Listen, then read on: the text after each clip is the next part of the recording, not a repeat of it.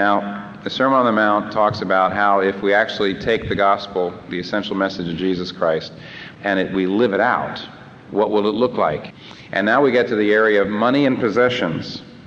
And Jesus tells us three things that we can draw out here. He tells us how money exercises power over us, and then secondly, why money exercises power over us, and then thirdly, how we can break the power. Now, first of all, how money exercises the power over us. And one of the curious things for interpreters or anybody who's reading and trying to understand the passage is this illustration, this little saying about the eye.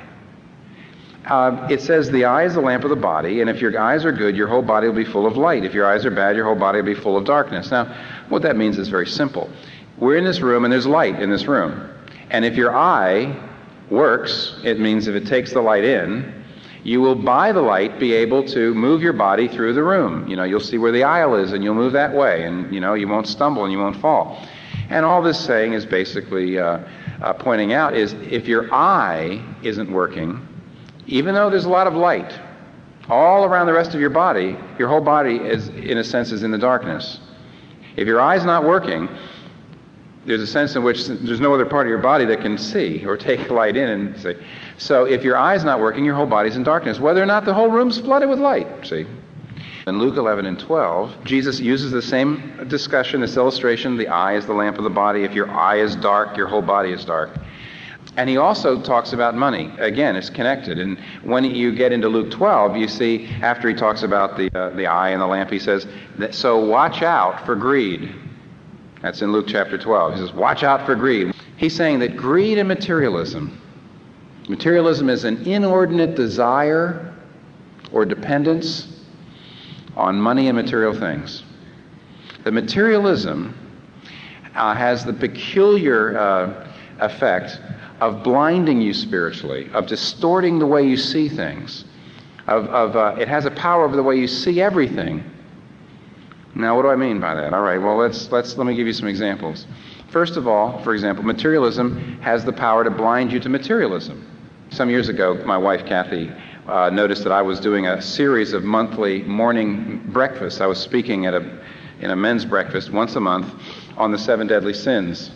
And the 7 deadly sins have lust, and they have pride, and they have envy, and they have anger, and so forth.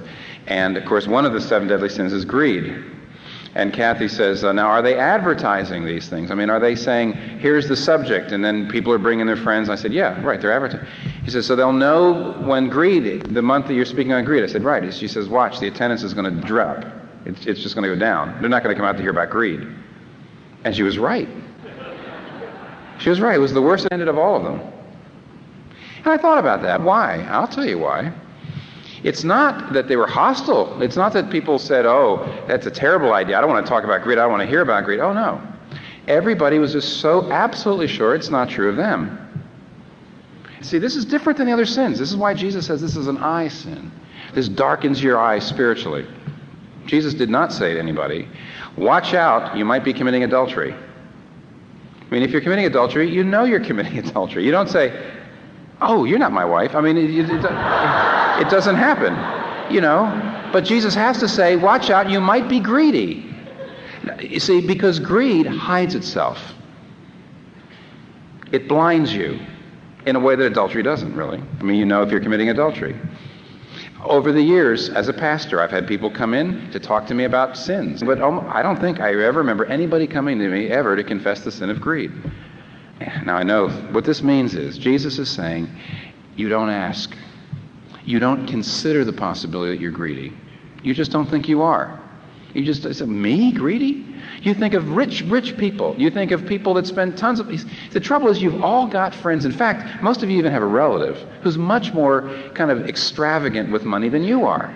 And that's all it takes. All you got to do is know somebody who's really greedy, and you don't even think that you're greedy. You wouldn't even consider the possibility that you're materialistic. If you're there tonight and you say, well, this is not a problem of mine, that's a very bad sign. Jesus is saying, watch out, this is a sin of the eye. It darkens your eye. For example, materialism has the power to get you to choose a job, not one that you love, not one that you're good at, not one that helps people, but one that just makes you money. You do it because it'll get you to a certain status in life. And you choose the job on the basis of that. You know, for 5 to 10 years, the adrenaline can keep you going, and then after a while, you just find yourself empty inside. Why did you choose the job? Your eye was dark. I'm not saying everybody does this, but so many people do. Or let me give you another example.